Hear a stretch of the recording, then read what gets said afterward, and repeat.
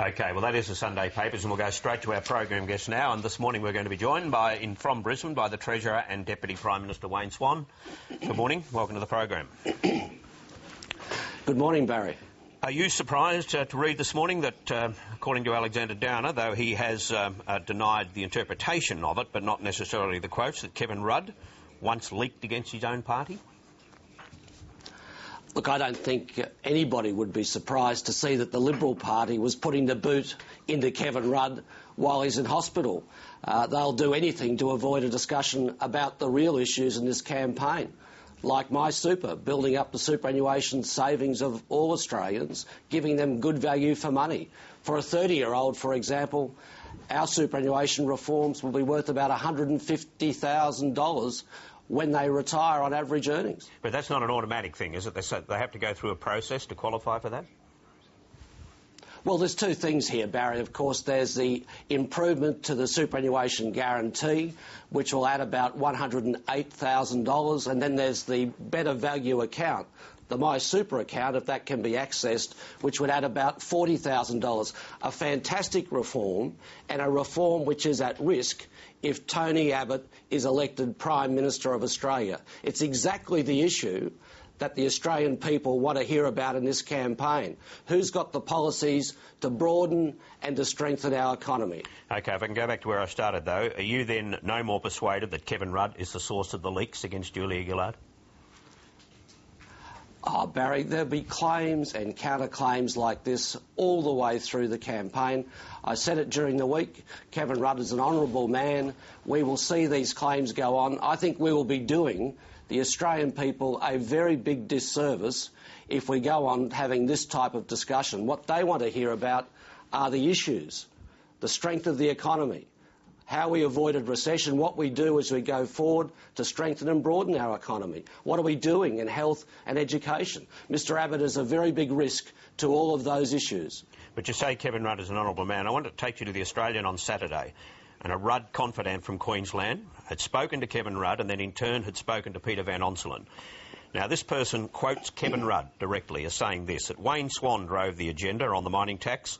He didn't want to compromise right up until the last minute. Is that a fair analysis of your position?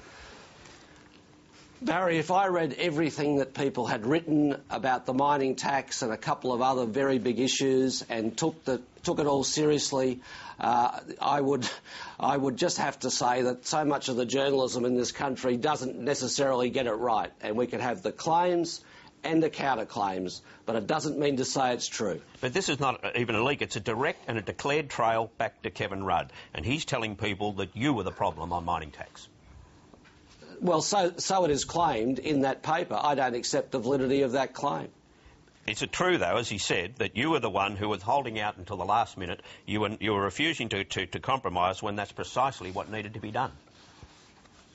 What I was doing, Barry, was pursuing the policy of the government that had been decided by the Cabinet and doing that in a diligent way. And what a fantastic outcome we now have for Australia. We have a source of income which can provide tax cuts to small business, a $5,000 instant asset write-off, a cut to the company tax rate. Contrast that to Mr Abbott's 1.7% company tax increase, a $6 billion fund to support infrastructure, and of course what we've got are all of these improvements to superannuation. Barry, these are the positive stories that the Australian people have a hunger to hear. They don't want to hear about the ins and outs of claim and counterclaim across the newspapers. All right, well, just before we leave Kevin Rudd, when he recovers from the operation, he will campaign for the Labor Party right around the country. So what has changed? Because on Friday, Julia Gillard said the focus would be on his own electorate. Then he put out a statement saying that he'll go anywhere, any time. So was he persuaded to go around the country? Oh, look, I believe that Kevin Rudd is a very keen and diligent campaigner. I've seen him campaign in Griffith over the years, and he certainly would be welcome to campaign right around the country. Julia has said that he will be a senior minister in the government. It's only natural that someone in that position would be campaigning around the country. But at the moment, as you know, he's in hospital. And where he goes and what he says, will that be coordinated by the party as it is with everybody else? Well, of course it would be. because the fact is that we are in a federal election campaign. There's 3 weeks to go. The campaign is vigorously contested, as you were indicating earlier. The result is really on a knife's edge. So we will be campaigning hard right around the country with the maximum possible coordination. Can I ask you about factions within the Labor Party? Are they starting to organise themselves again? And if they are, is that necessarily a bad thing?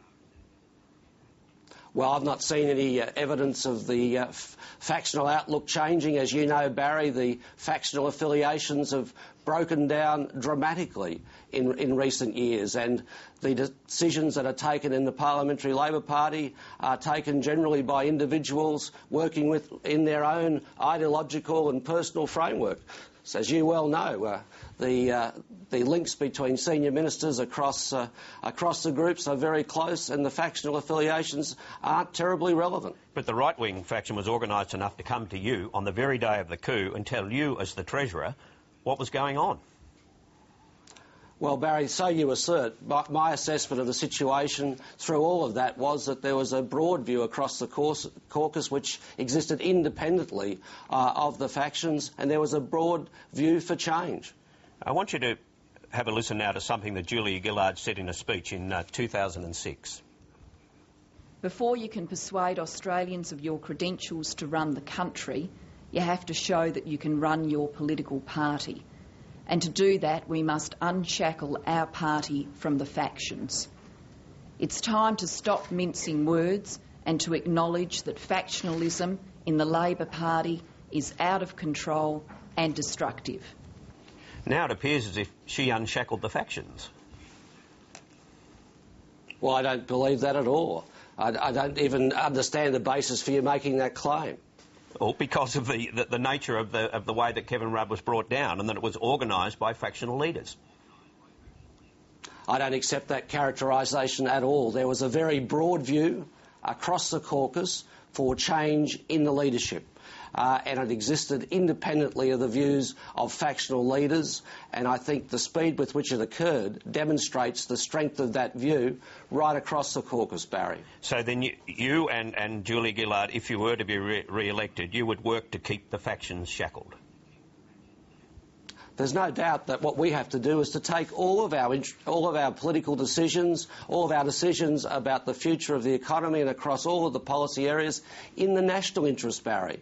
That is the way the government has operated from the day it was elected, and that is the way it will continue to operate in the future if we are re-elected. Now, Laurie Oakes wrote at the weekend that you have to get voters to pay attention to the economy. You've been trying to do that this morning because you have a good story to tell and it's not getting out there. How frustrating is that to you as the Treasurer? Well, Barry, what I have to do is everything within my power, and the government has to do everything within its power to tell that story. The fact that Australia avoided a recession. If Mr Abbott and the Liberals had their way, Australia would have went into recession. The fact that we've created in Australia in the past year 350,000 jobs. The Liberals said we wouldn't create a single job, Barry. The fact that inflation is coming down. Underlying inflation is at a 3-year low. And the official cash rate is 4.5, Barry, not 6.75 that it reached under the Liberal Party. All of these things, including the fact that we're bringing the budget back to surplus in 3 years, with very low net debt, a country mile below that of other countries, shows that we have been very strong economic managers, and all of that is at risk if Mr Abbott is elected. And do you plan to debate your shadow Joe Hockey during this election campaign? Yes, I certainly do. I'll be debating Mr Hockey on Monday week at the National Press Club in Canberra, just like I debated his predecessor at the National Press Club in the last campaign. And I tell you what, I'm really looking forward to it. OK, Treasurer, thanks for your time this morning.